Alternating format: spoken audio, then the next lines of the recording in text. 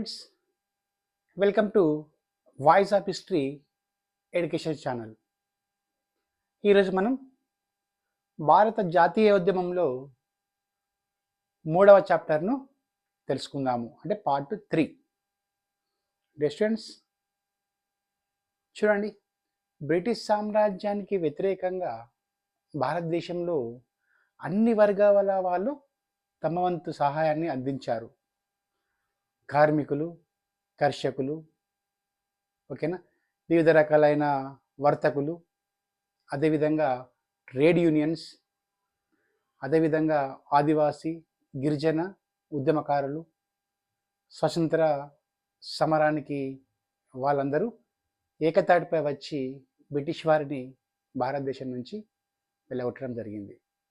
అయితే బ్రిటిష్ వారిని భారతదేశం నుంచి వెళ్ళగొట్టడానికి కొందరు విప్లవాత్మక పంతాను, అదేవిధంగా కొందరు హింసాత్మక పంతాను ఎన్నుకున్నారు. అయితే భారత జాతీయోద్యమాన్ని చరిత్రకారులు 3 భాగాలుగా విభజించారు. ఓకే, ఇప్పుడు మీకు చెప్తా. భారత జాతీయ ఉద్యమం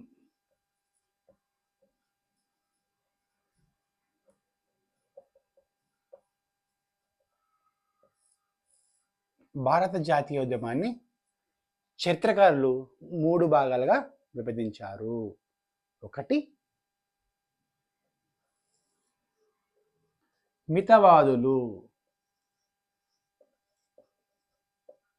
వీళ్ళు 1885 నుంచి 1905. రెండవ వాళ్ళు అతివాదులు. వీళ్ళు 1905 నుంచి 1919. ఇక చివరిది గాంధీ యుగం,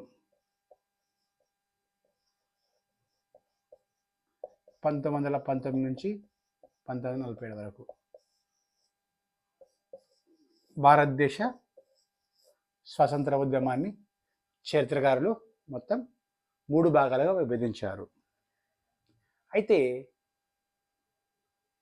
సిపాయిల తిరుగుబాటు తర్వాత భారతదేశంలో భారతీయ ప్రజలకు మన దేశం అనే భావన రావడం జరిగింది.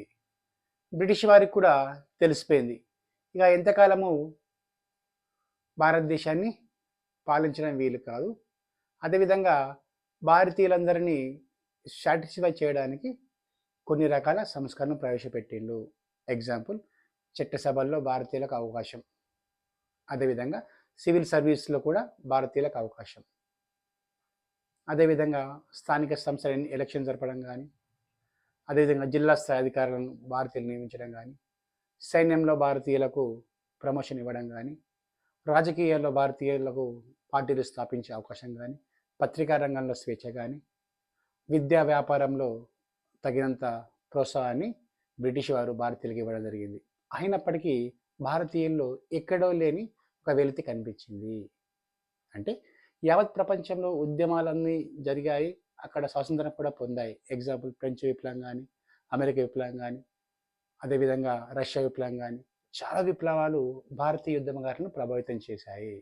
చాలామంది విప్లవకారులు ఇంగ్లీష్ విద్యను అభ్యసించి వేరే దేశాలకు వెళ్ళి అక్కడ లైబ్రరీల్లో సాహిత్యాన్ని సేకరించి వాటిని భారతీయులకు అనుగుణంగా, ఓకేనా, వివిధ పద్ధతుల్లో ఉద్యమకారులకు అందించడం జరిగింది. అదేవిధంగా బాలగంగాధర్ తిలక్ లాంటి మేధావులు ఈ యావత్ భారతదేశం తిరిగి స్వరాజ్యం నా జన్మ హక్కు, దాన్ని సాధించి తీరుతని చెప్పేసి శపథం చేశాడు. అంటే యావత్ దేశాన్ని కాలినట్టుకు తిరిగి అతడు ప్రజలను జాగృతి చేసి బ్రిటిష్ వారికి వ్యతిరేకంగా వాళ్ళు నడిచేటట్టు చూశాడు. అందుకే మొట్టమొదటిసారిగా భారతదేశంకి స్వరాజ్యం కావాలని తిలక్ గారు చెప్పడం జరిగింది. అతడు గణపతి ఉత్సవాలను, దుర్గా ఉత్సవాలను, శివాజీ ఉత్సవాలను జరిపి ప్రజలను మమేకం చేశాడు.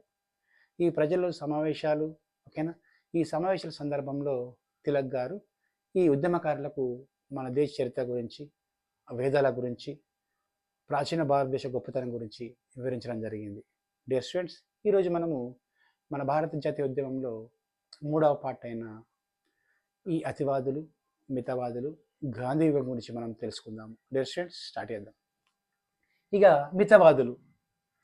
ఈ మితవాదుల్లో వీళ్ళ పని ఏం లేక ఇందులో ఉన్న వ్యక్తులు ఏంటంటే విద్యావంతులు, వ్యాపారవేత్తలు, భూస్వాములు, ఓకే, అదేవిధంగా ధనికులైన ప్రజలు. వీళ్ళలో ముఖ్యమైన వాళ్ళు గోపాలకృష్ణ గోఖలే, దాదాబాయి నవరోజీ, ఫిరోజ్ షా మోతా, డబ్ల్యూసి బెనర్జీ లాంటి వారు ప్రముఖమైన నాయకులు. అంటే వీళ్ళు గవర్నమెంట్ను అంటే ఒప్పించి తమ యొక్క పనులను చేసుకునేవారు.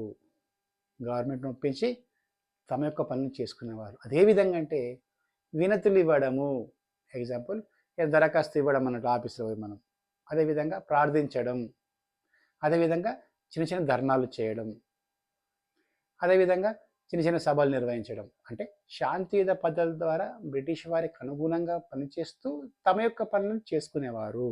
అంటే బ్రిటిష్ వారికి రిక్వెస్ట్ చేస్తూ తమ యొక్క పనులు చేయించుకునేవారు. అంటే భారతదేశ ప్రజలకు అవసరమైన విద్య, వ్యాపారం, వాణిజ్య రంగాల్లో తగినన్ని సదుపాయాలు కల్పించడానికి ఈ మితవాదులు కృషి చేశారు. అంటే భారతదేశ చరిత్రకు, ఉద్యమానికి వీళ్ళే ప్రారంభకులు, మొదటివారు.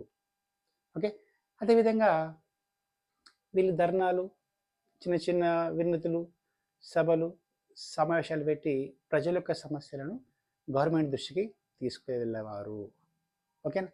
అదేవిధంగా వీళ్ళు కొంతవరకు సక్సెస్ కావడం జరిగింది. కానీ ఎప్పుడైతే బెంగాల్ విభజన జరుగుతుందో అప్పటి నుంచి వీళ్ళ ప్రాధాన్యం తగ్గి అతివాదుల ప్రాధాన్యం పెరుగుతుంది. అంటే చూడండి ఎంత గమ్మతో. వందే మాతర ఉద్యమము భారత జాతీయోద్యమానికి ఊపిరి ఇచ్చింది. ఏ విధంగా చెప్తే చూడండి. అయితే యాక్చువల్గా ఎగ్జామినేషన్ పాయింట్ ఆఫ్ వ్యూలో మనకు అనేక క్వశ్చన్స్ రేజ్ అయితే వెళ్ళి గ్రూప్ 1 మెయిన్స్ కానీ, గ్రూప్ 1 ప్రిలిమ్స్ కానీ, ఇతర ఎగ్జామ్స్ కానీ ఎలా అయితే చెప్తా చూడండి.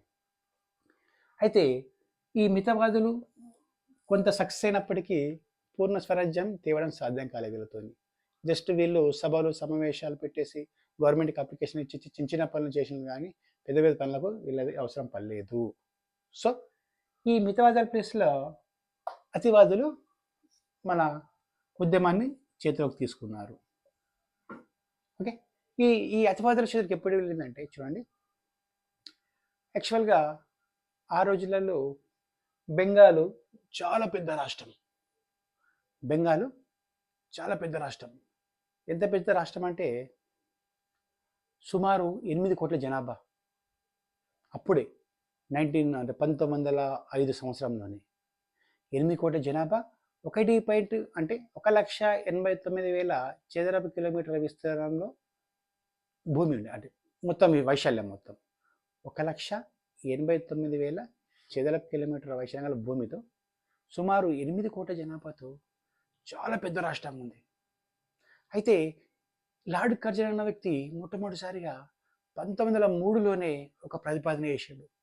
బెంగాల్ చాలా పెద్ద రాష్ట్రం, పరిపాలన సాధ్యం కాలేదు కాబట్టి 2గా డివైడ్ చేస్తామని చెప్పేసి 1903, చూడండి 1905 కాదు 1903, ఓకే, లార్డ్ కర్జన్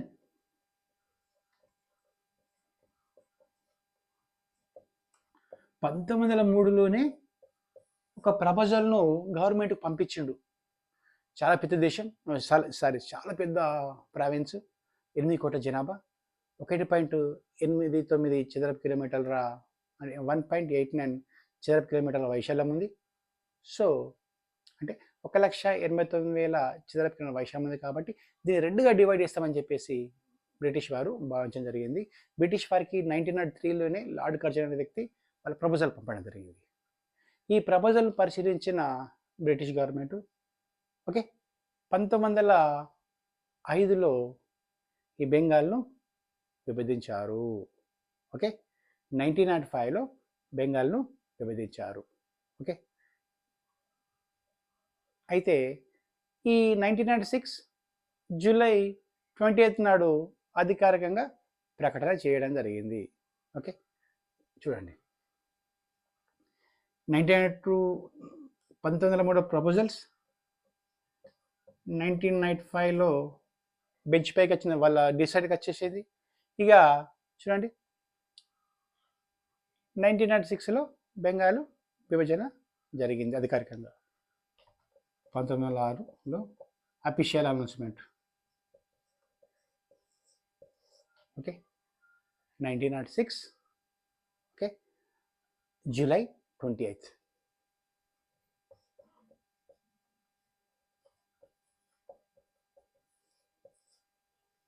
ఓకే,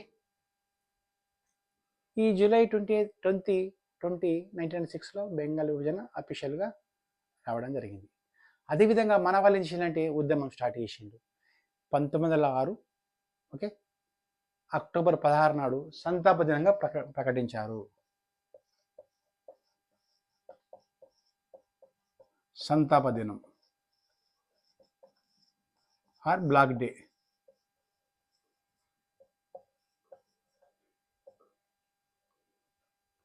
చూడండి ఎంత గమ్మత్తో. 1 మినిట్ చేంజ్ చేస్తాం.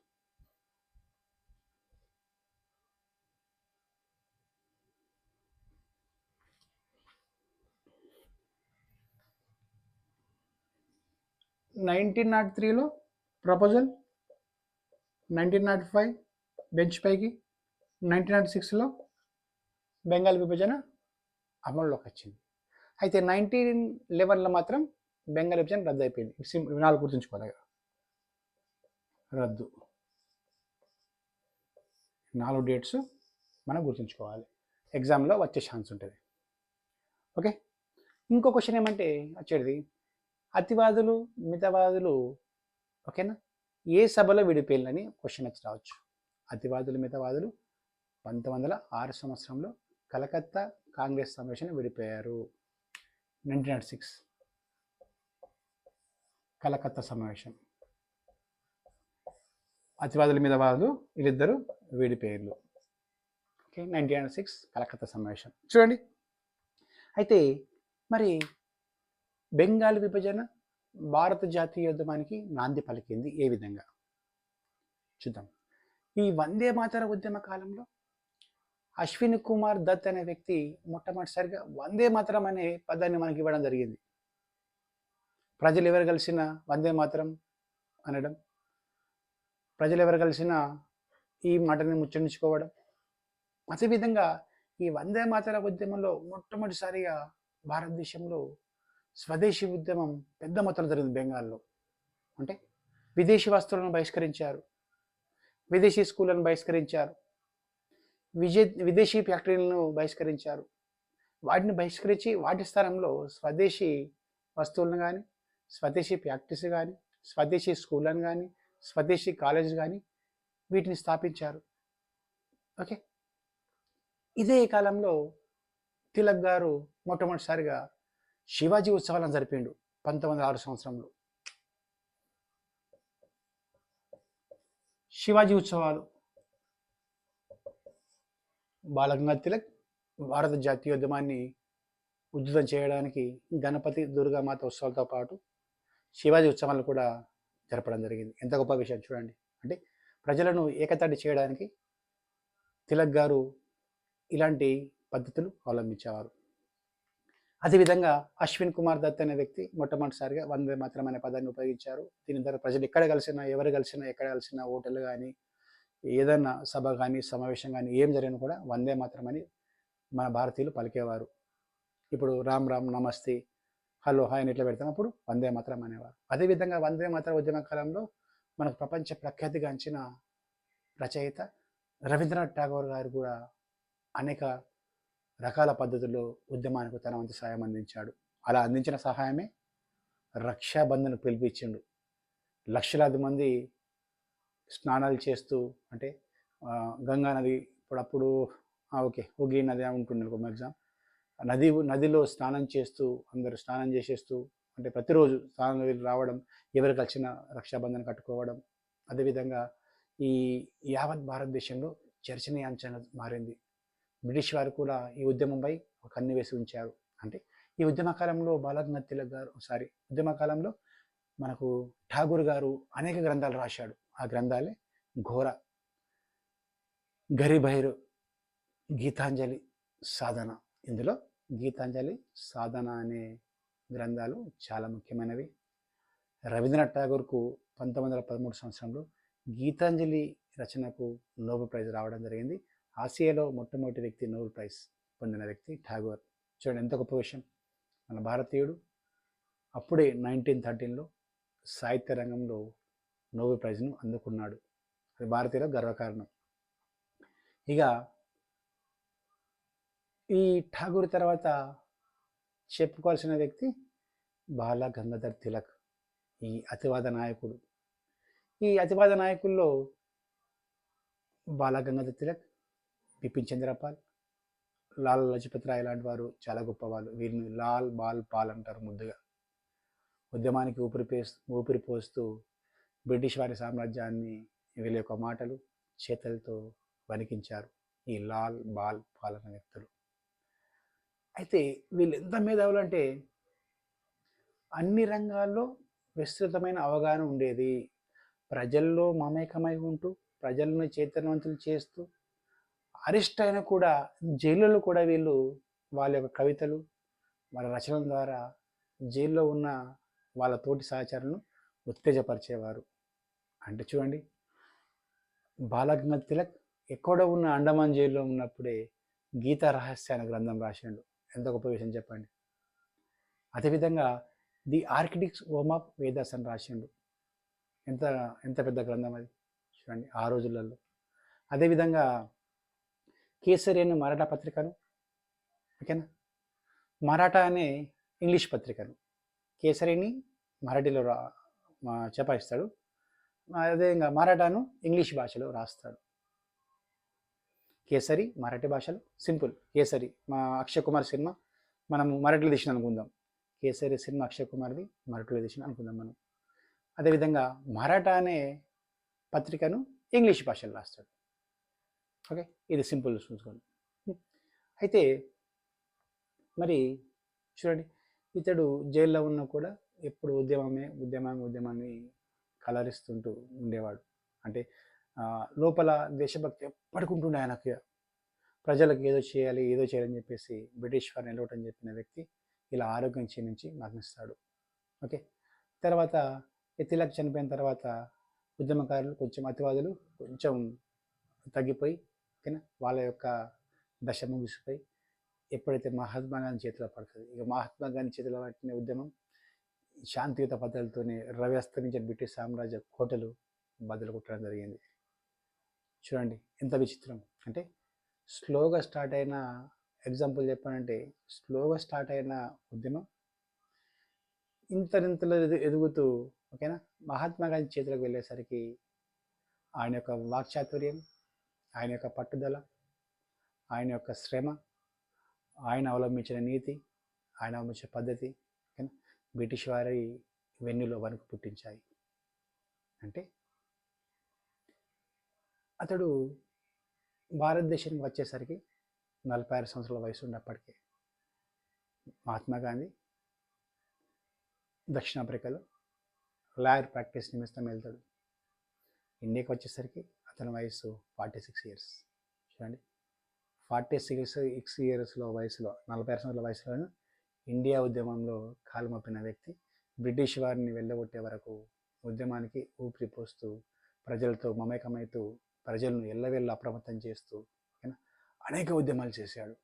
ఆ ఉద్యమాల్లో ముఖ్యమైనవి సహాయ నిరాకరణ ఉద్యమం, అదేవిధంగా సైమన్ కమిషన్ వ్యతిరేక ఉద్యమం, అదేవిధంగా దండి ఉప్పు సత్యాగ్రహం, అదేవిధంగా క్విట్ ఇండియా ఉద్యమం, ఇలాంటి అనేకమైన ఉద్యమాలు చేశాడు. అంటే మహాత్మా గాంధీ భారతదేశం చరిత్రలో, అంటే భారత స్వతంత్ర పోరాటానికి చేసిన సేవ, అది ఇంకో చాప్టర్లో నేను మీకు క్లుప్తంగా చెప్తాను, అంటే వివరంగా చెప్తాను.